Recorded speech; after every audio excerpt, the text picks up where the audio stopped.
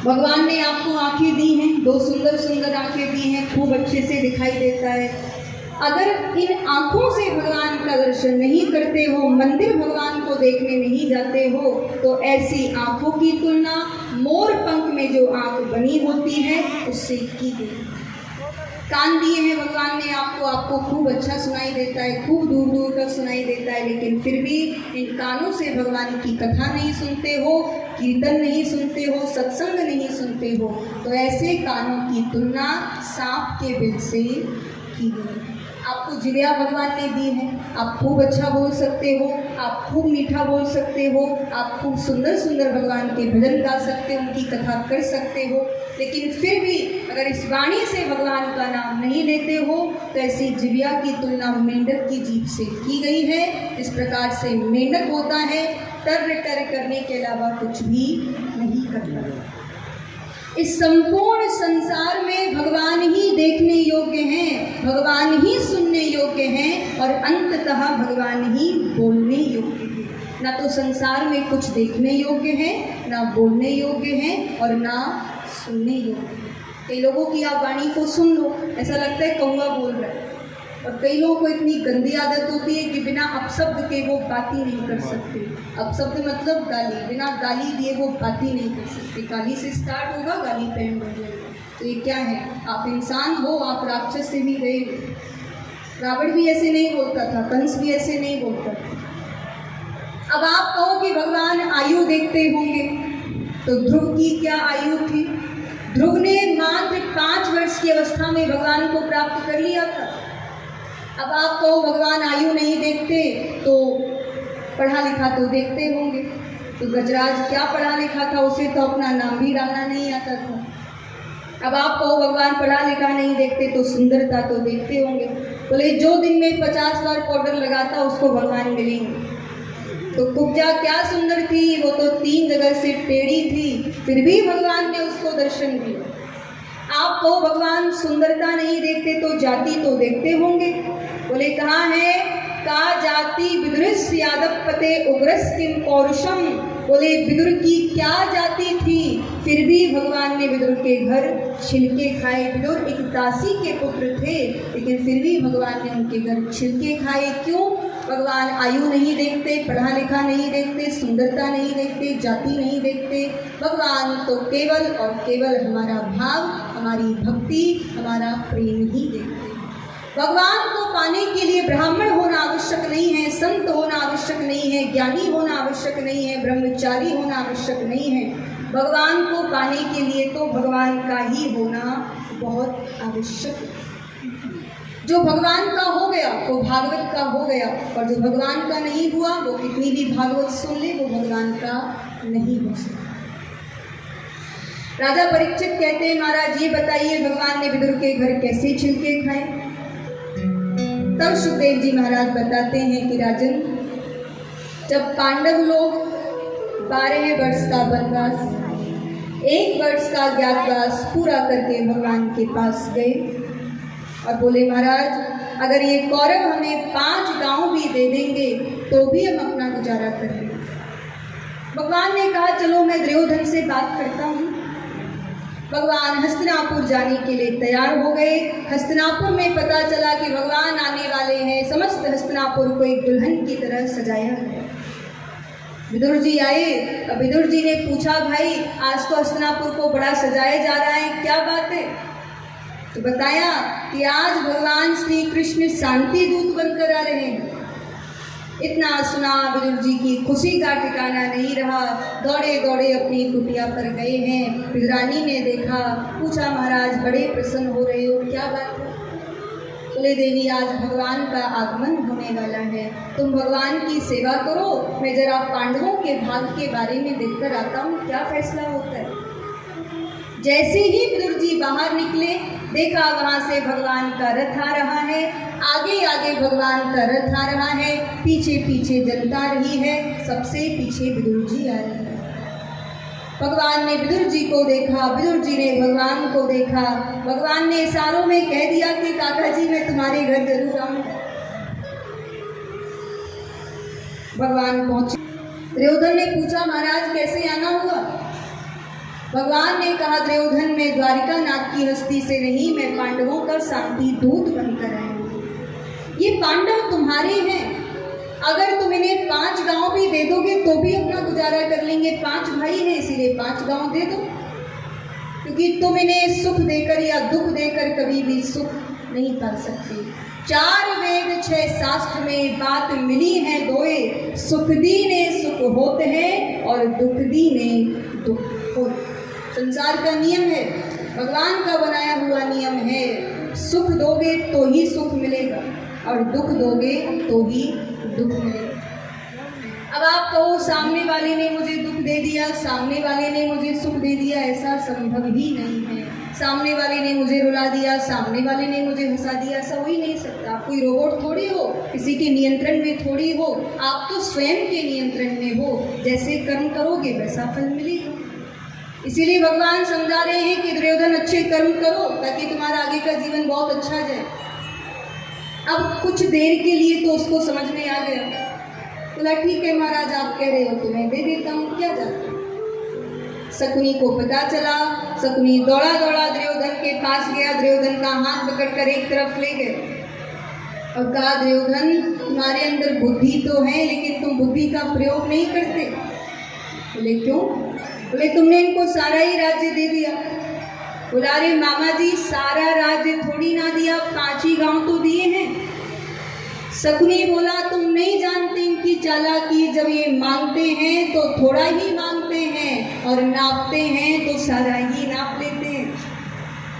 तुम्हें कुछ कुछ याद होगा, ये बलि के यहाँ बावन बनकर गए थे। बलि ने पूछा क्या चाहिए? बोले बस 3 पक्का प्लॉट दे दो। जब मांगा तो थोड़ा ही मांगा और नापा तो तीनों लोग नाप लिए थे।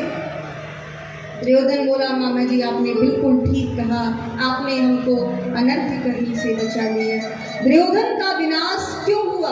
क्योंकि वो अपनी बुद्धि से नहीं चलता था, अपने विवेक से नहीं चलता था, दूसरों की बुद्धि से चलता था। और जो इंसान दूसरों के हिसाब से चलता है वो जीवन में कभी भी विकास कर ही नहीं सकता। दुर्योधन दौड़ा दौड़ा भगवान के पास गया और कहा कि सब भीख मांगने से राज्य नहीं मिलता, राज्य लेना है तो युद्ध करो। श्री चागरम नहीं विदास्यामी बिना युद्धेन केसु, बिना युद्ध के मैं तुम्हें सुई की नोक के बराबर भी भाग नहीं दूंगा। इतना सुना धीरे धीरे भगवान को क्रोध आने लगा। सभी घबराने लगे कि अगर भगवान को क्रोध आ गया तो प्रलय हो जाएगी। उसी समय धृतराष्ट्र ने कहा, उन्होंने कहा कि सब बच्चों की बातों में क्यों पड़ते हो, चलो भोजन का समय हो गया, भोजन करो। भगवान बोले देखो बाबा जी भोजन तो 2 परिस्थितियों में होता है, या तो खाने वाले को भूख हो या खिलाने वाले को प्रेम। या तो आप भोजन जब करोगे जब आपको ज़्यादा भूख लगी होगी, या जब करोगे सामने वाला प्रेम से कह रहा है उसका मन रखने के लिए थोड़ा रही है। भगवान बोले काकी द्वार खोलो। रानी दौड़ी दौड़ी आई, जैसे ही द्वार खोला देखा मेरे केशव आए हुए हैं। हाथ पकड़कर अंदर ले गई, कहा केशव इधर बैठो। बोली नहीं नहीं ये जगह ठीक नहीं है। बोली केशव इधर बैठो। बोली नहीं नहीं ये जगह ठीक नहीं है। बोली केशव इधर बैठो। बोली नहीं नहीं ये जगह ठीक नहीं है। सारे आंगन में नचाती, एक तरफ आसन बिछा दिया, भगवान बैठ। केशव घर के क्या हाल है? भगवान बोले काकी घर के हाल बाद में पूछना, बड़ी जोर की भूख लगी है, कुछ खाने को लाओ। रानी बोली केशव तुमने मेरी मन की बात कर दी। दौड़ी दौड़ी गई कदली वन से केले तोड़ करके लाई। इतना भाव में विभोर हो गई कि केले फेंकती जाती हैं और छिलके लगे, लेकिन नहीं, प्रेम के बंधन में मोहन बन गए। इतना डूब गए भगवान भी भाव में कि 50 केले के छिलके काटे। भगवान कह रहे हैं काकी बड़े मीठे हैं। विदुरानी बोली मीठे क्यों ना होंगे, अपने हाथ से पौधा लगाती हूँ, उसकी सेवा करती हूँ, जल देती हूँ। भगवान बोले हाँ इसीलिए मीठे। विदुर जी आए हैं और उन्होंने देखा कि अंदर भगवान केले के छिलके खा रहे हैं। तो विदुर जी ने विदुरानी से कहा कि देवी तुमने कहीं भांग तो नहीं खा रखी? बोले क्यों, कब कब भगवान आते हैं और तुमने इनको केले के छिलके खिलाए? विदुरानी बोली हे भगवान जी तुम्हें याद ही नहीं रहा। विदुर जी ने कहा कि सब तुमने भी नहीं देखा। भगवान बोले काका जी हमको तो मीठे लगे, हम खाते हैं। बोले केशव अब ये छिलके छोड़ो, अब ये माखन मिश्री खाओ। भगवान ने थोड़ा खाया और रख दिया और कहा काका जी एक बात कहूँ? बोले कहो। बोले जो स्वाद काकी के छिलकों में आ रहा था वो स्वाद तुम्हारे इस माखन मिश्री में भी नहीं आ रहा। भाव का भूखा हूँ मैं, बस भाव ही एक सार है, और भाव से भजोगे मुझको तो भव से बेड़ा न देवो विद्यते काष्ठे न पाषाणे न मृण्मये भावो ही विद्यते देवस्त स्मार्त भावो ही कारण। भगवान लकड़ी की मूर्ति में नहीं होते हैं, भगवान पत्थर की मूर्ति में नहीं होते हैं, भगवान मिट्टी की मूर्ति में भी नहीं होते हैं, तो फिर कहाँ होते हैं? बोले भगवान तो अपने भक्त के भाव में ही विराजमान होते हैं। कितनी भी पूजा करो आप भगवान की, लेकिन उसमें भाव नहीं है तो ईश्वर उसको स्वीकार करने वाले नहीं है। इसीलिए प्रयास करो निष्काम भक्ति करने की, ऐसी भक्ति, ऐसी पूजा, ऐसा भजन जिसमें कोई कामना नहीं है। लेकिन ऐसा हो ही नहीं सकता। एक लोटा शंकर जी के ऊपर जल चढ़ाते हैं और 1000 इच्छाएं भगवान शंकर को एक ही सांस में सुना देते। प्रभु बेटा दे दो, प्रभु बेटी दे दो, प्रभु पोता दे दो, प्रभु सरकारी नौकरी दे दो, प्रभु ये हो जाए, प्रभु इतना बड़ा घर बन जाए, प्रभु पड़ोसी की टांग टूट जाए, प्रभु पड़ोसी की आँख फूट जाए, बस ये मांगते रहते हैं। मेरी एक टूटी सामने वाले की दोनों टूट जाए, मेरा थोड़ा सा घर जलाए सामने वाले का पूरा जल जाए। ये क्या है? ये ईर्ष्या है। सामने वाला है किराए पर रह रहा था बेचारा, मेहनत कर करके उसने बहुत बड़ा घर बनवा लिया, तो बस उससे ईर्ष्या होने लगी कि देखो पहले तो किराए पे रहता था, अब देखो कितना बड़ा घर बनवा लिया। पहले तो ढंग की साइकिल भी नहीं थी, अब देखो 4 पहिया की गाड़ी भी खरीदी। ये क्या है? ये ईर्ष्या है। और ईर्ष्या करने से सामने वाले का कुछ नहीं बिगड़ता है, आपका और आपके जीवन का विकास रुक जाता है। आप तो उससे जल ढूंढ रहे हो और वो आराम से अपने घर में एसी में बैठा है, और आप फालतू में अपने आप को जला रहे हो, फालतू में अपनी अंतरात्मा को कष्ट पहुंचा रहे हो। ईर्ष्या है, क्रोध है, लोभ है, लालच है, मोह है, इससे आत्मा को बहुत कष्ट होता है, आत्मा रोती है। तो भागवत का यही कार्य है कि भागवत इन सब गंदगी को हमारे हृदय से, हमारे मन से निकालने का प्रयास करती है, निकालने की कोशिश करती है, और उस हृदय में गोविंद को या राम को, कृष्ण को विराजमान कर देती है। जहाँ कृष्ण आ जाए, जहाँ राम आ जाए, वहाँ कोई भी गंदगी निवास नहीं कर सकती। तो पहले गंदगी को हृदय से निकालो, उसके बाद भक्ति मैया को अपने हृदय में बिठाओ। भक्ति मैया हृदय में बैठ गई तो भगवान अपने आप हृदय में बैठ जाए। तो भाव के भूखे हैं भगवान। पत्रम पुष्पम फलम तोयम यो मे भक्तया प्रयच्छति, ये भगवान के शब्द हैं। प्रेम से कोई एक पत्ता चढ़ा दे तो स्वीकार कर लूँगा, और दिखावे से 56 भोग चढ़ाए तो उसको भी देखने वाला नहीं हूँ। हाँ, अगर उस 56 भोग में भाव है तो मैं उसको भी स्वीकार कर लूँगी। अगर भगवान पैसों से ही मिलते, अगर भगवान धन से ही मिलते, तो इस दुनिया में बहुत बड़े अरबपति लोग भी हैं, भगवान उनकी तिजोरी में जाके ना बैठ जाएं, उनकी तिजोरी में जाके बंद ना हो जाएं, क्योंकि पैसों से मिलते ही नहीं है।